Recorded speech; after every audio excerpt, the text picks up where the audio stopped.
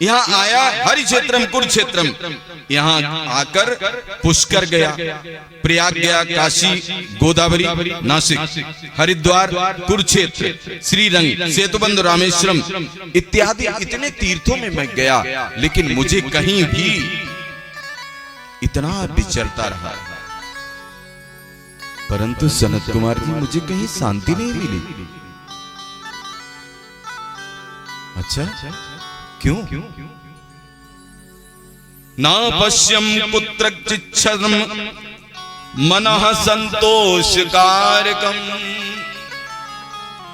कलिना धर्म मित्रेण धरेयम बाधिता धुना। क्या सुंदर उत्तर दिया है नारद जी ने। सनत कुमारों से कहा, न कोई सत्य बोलता है। लोगों की बुद्धि कलियुग ने बिल्कुल खराब कर रखी है। न सत्य है, न तप है, न दया है, न दान है, कुछ भी नहीं।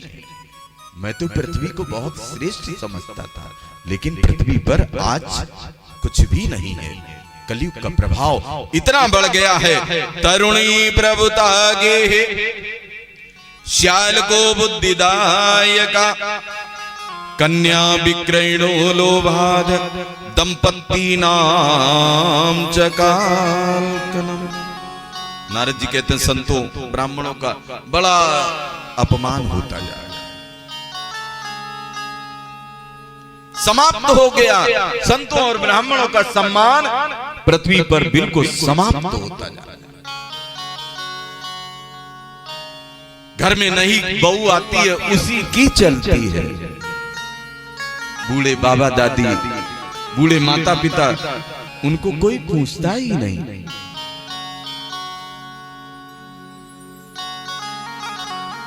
नारद जी के उत्तर को सुनकर सनत कुमार जी एकदम भाव विह्वल हो गए। और नारद जी ने कहा, घर में चलती है नई बहू की, लेकिन कोई बात नहीं। घर में बहू आई है, अगर उसकी चलती है तो ये कोई बुरी बात नहीं है। लेकिन घर में जब कुछ होता है तो पुत्र का धर्म ये है कि सलाह लेनी चाहिए अपने बाबा दादी की, अपने माता पिता की। लेकिन चलती है नई बहू की और सलाह लेते हैं ससुराल वालों की, अपने साले की। नारद जी ने कहा, घर बिगाड़े आरो, घर बिगाड़े आरो। आरो जानते हैं? संस्कृत का शब्द है, हमारे ब्रज में बोल जाता है। ये दीवार है, इसमें अगर ज्यादा आरे, मतलब आप लोग आले बोलते होंगे, अगर इसमें ज्यादा आले बना दिए जाएंगे तो ये दीवार कमजोर हो जाएगी। घर बिगाड़े आरो, दीवार बिगाड़े आरो, और घर बिगाड़े क्या कह रहे? अब आप कह दो, हम नहीं कह पाएंगे। हम थोड़ा सा जहां बैठे हैं, कुछ शब्दों की मर्यादा रखनी पड़ती है, लेकिन सत्य कहा आपने, और इसका प्रमाण कौन है? शकुनी। अगर आज हमारे संसार में कहा जाता है कि महाभारत को घर में नहीं रखना चाहिए, लेकिन महाभारत में ज्ञान कम नहीं है। है ज्ञान की वो गंगा, ऋषियों की अमर वाणी। महाभारत बहुत ज्ञान है। और सच्चाई है कि शकुनी मामा अपनी सत्ता न चलाते तो शायद एक तरफ 100 भाई, एक तरफ 5 भाई, लेकिन धर्म के रूप में भगवान कृष्ण जिसके साथ हैं। अरे ये संसार आपका साथ ना दे तो कोई बात नहीं, लेकिन कन्हैया आपका हाथ पकड़े रहे, कहीं आपकी विजय खत्म नहीं हो सकती। पराजय कभी आपके सामने आ ही नहीं सकती। लेकिन हमें ऐसा बनना पड़ेगा कि मेरा कृष्ण मुझे हर समय अपने हाथों में संभालने के लिए खड़ा है।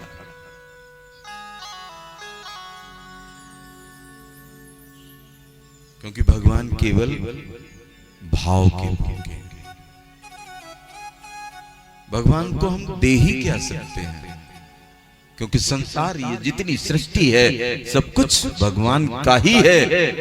लेकिन अगर कोई मंदिर में प्रसाद भी चढ़ा देता है तो कहता है आज हमने 10 रुपए का प्रसाद चढ़ाया, यही गलती हो जाती है।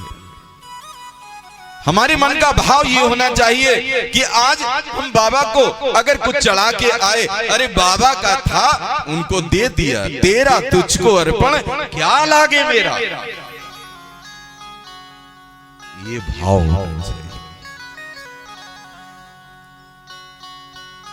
अभी देखिएगा कथा हो रही है, अगर कोई भक्त यहां प्रसाद बंटवाएगा, और बंटवाना चाहिए,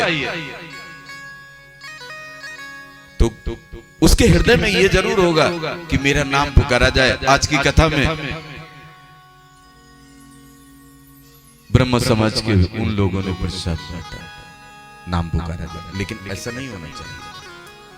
क्योंकि दान के लिए जितनी चीजें गुप्त रखी जाएं, उतना ही उनका आनंद है, उतना ही उनका प्रतिफल है।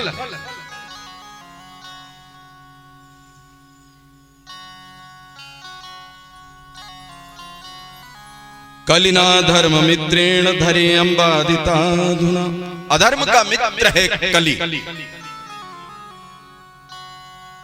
नारद जी कहते हैं कि इस पृथ्वी पर उस कली ने, कलियुग ने लोगों की बुद्धि को इतना विकृत कर दिया है, मान सम्मान की कहीं कोई बात है ही नहीं। बहुत दुखी। लेकिन एक खास बात है, नारद जी कहते हैं कि जब मैं श्रीधाम वृंदावन गया, मैंने वहां एक कौतुक देखा। क्या देखा नारद जी आपने? तत्राश्चर्यं मया दृष्टं श्रूयतां तन्मुनीश्वर। एका तु तरुणी तत्र निष्णां खिन्नमानसा। नारद जी कहते हैं, हे मुनियों सुनिए, जब मैं श्री राम वृंदावन आया तो वहां मैंने देखा कि एक युवती बैठी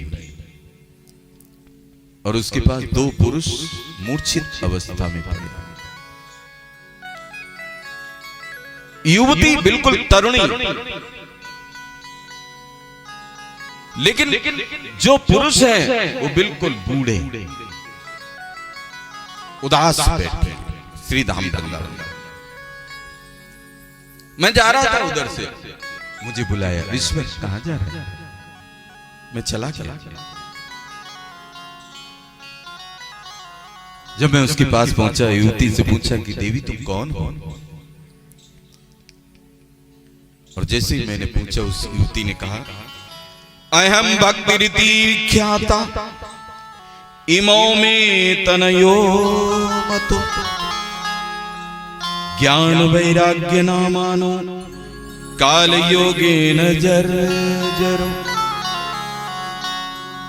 ईश्वर मेरा नाम भक्ति है, ये आपके सामने मूर्छित अवस्था में वृद्धावस्था को प्राप्त मेरे दोनों पुत्र ज्ञान और वैराग्य। नारद जी तो चक्कर पड़ गए कि मां एकदम तरुणी नव यौवना स्त्री के रूप में है और पुत्र दोनों बूढ़े हैं। सोचने लगी ये क्या?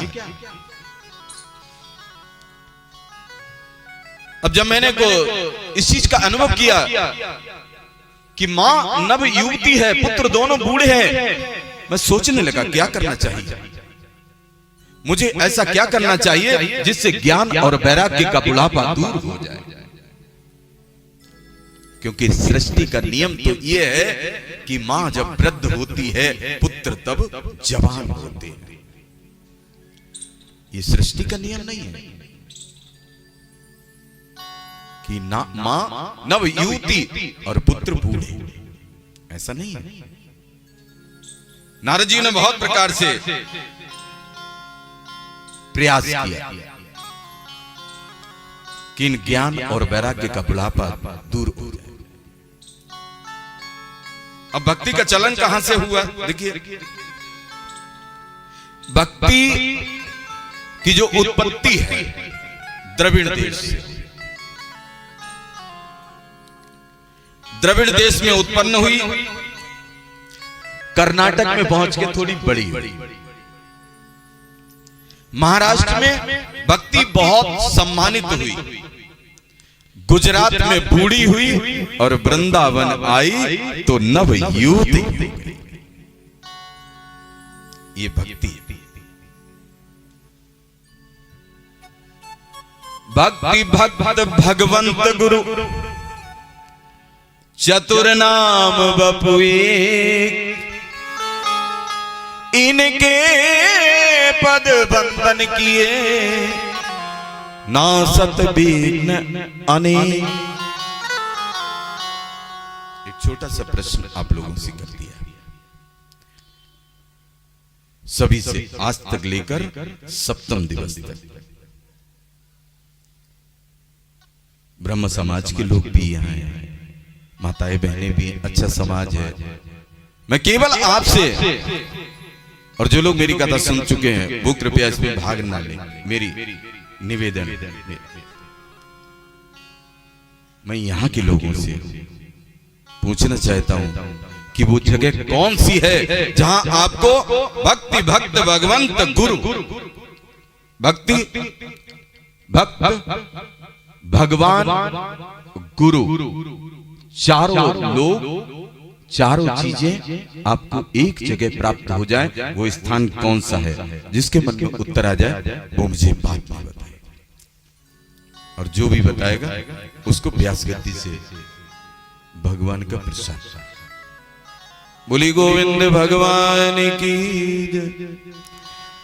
मेरो राधा रमण राधा राधा, मेरो राधा रमण राधा राधा, राधा राधा राधा राधा,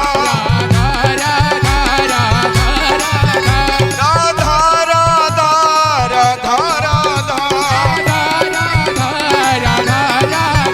मेरो राधा रमण राधा राधा, मेरो राधा रमण राधा राधा, मेरो राधा रमण राधा राधा, मेरो राधा रमण राधा राधा, राधा राधा राधा राधा, राधा राधा राधा राधा, राधा राधा राधा राधा, राधा मेरो राधा रमण राधा राधा, मेरो राधा रमण राधा राधा।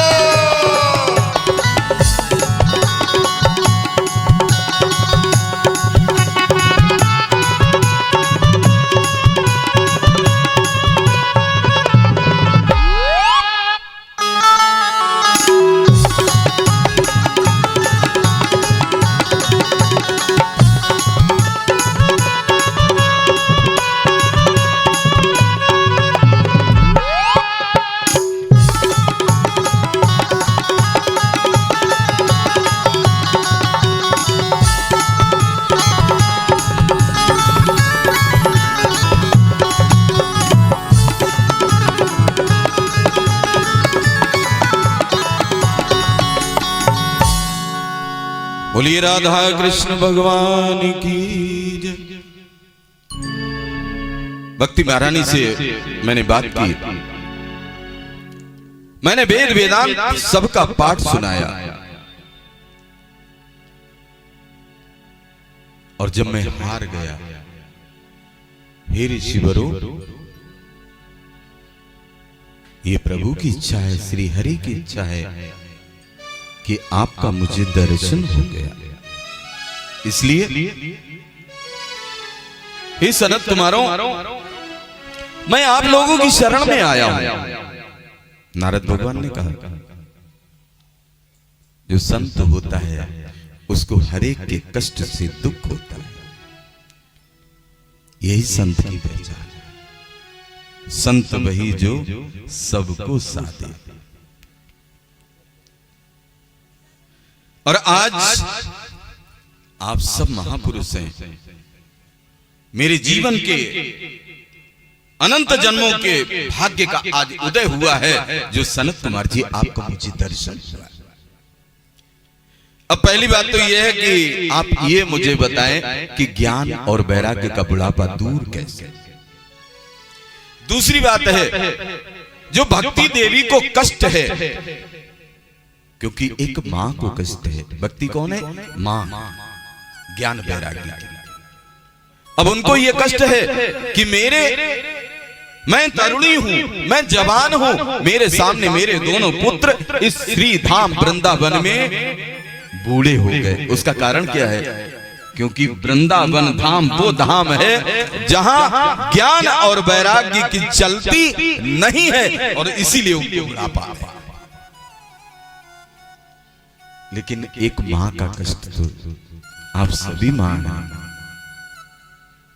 और हर मां इस संसार की जानती है कि उसके अगर पुत्र को कष्ट होता है तो उससे ज्यादा उसकी मां को।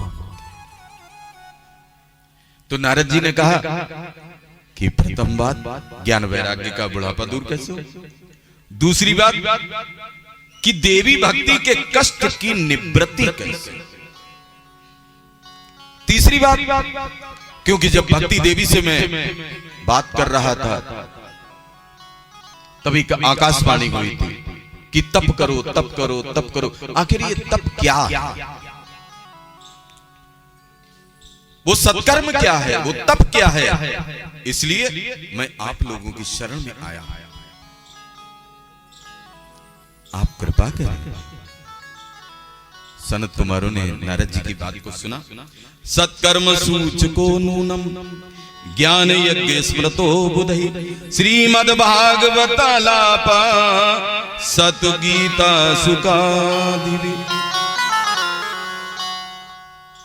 सनत कुमार ऋषियों ने कहा, देखो नारद जी, ज्ञान वैराग्य के बुढ़ापे को दूर करने का, भक्ति देवी के कष्ट की निवृत्ति का केवल सर्वोत्तम जो साधन है वो है श्रीमद् भागवत सप्ताह कथा ज्ञान यज्ञ। नारद जी बोले, अरे मैंने तो वेद वेदांत का पाठ किया, उनके कानों में जितने वेद हैं उनकी वाणी उनके श्रवणों में कानों में पहुंचा दी, लेकिन कुछ नहीं हुआ। भागवत जी क्या होगा? नारद जी ने कह दिया कि भागवत जी से क्या होगा। तब सनत कुमारों ने कहा, प्रलयम ही गमिष्यन्ति श्रीमद् भागवत ध्वनि करले दोषाय में सर्वे सिंह शब्दाद ब्रकायु। सनत कुमारों ने कहा, नारद जी, सिंह की गर्जना सुनकर जैसे गीदड़ भाग जाते हैं, उसी प्रकार श्रीमद् भागवत की ध्वनि से कलयुग के जितने भी दोष हैं वो सारे अपने आप नष्ट। वेदोपनिषदाम सारा जाता भागवती कथा अत्युत्तमा ततो भाति पृथग्भूता फलाकृति। सनत कुमार जी बोले, वेद केवल एक वृक्ष और भागवत उसी का पका हुआ फल है। आखिर ये फल पृथ्वी पर आया कैसे? वेद रूपी अमृत में फल का जो रस है वो केवल श्रीमद् भागवत है। क्योंकि जितने भी रस हैं, पेड़ की जड़ में रस नहीं होता, फल में ही रस होता है। लेकिन भागवत जी वो अमृत है कि जिसमें न गुठली है न छिलका है, केवल रस ही रस है।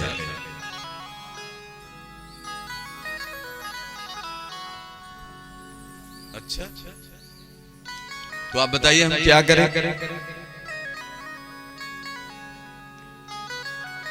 आप भागवत करिए। अब नारद जी ने कहा हम भागवत कहां करें, ये तो बताइए आप। मैं तो ये चाहता हूं कि ज्ञान और वैराग्य का बुढ़ापा दूर हो जाए और भक्ति देवी के कष्ट की निवृत्ति हो जाए। अब आप अगर कह रहे हैं कि भागवत की कथा करो, अब कोई सामाजिक प्राणी होता तो भैया, अब कथा कोई ऐसी चीज तो है नहीं कि जहां चाहो वहां। मुझे पता है यहां नई जगह 3 महीने से जब वृंदावन में बैठा हुआ सब कुछ करवा रहा था, तब मुश्किल से आज ये कथा शुरू हुई। और कितने लोगों ने इस पर मेहनत की। मैं सभी को अपनी व्यास गद्दी से, अपने आसन से सभी को बहुत बहुत आशीष देता हूं जिन्होंने इस भागवत के लिए बहुत मेहनत की।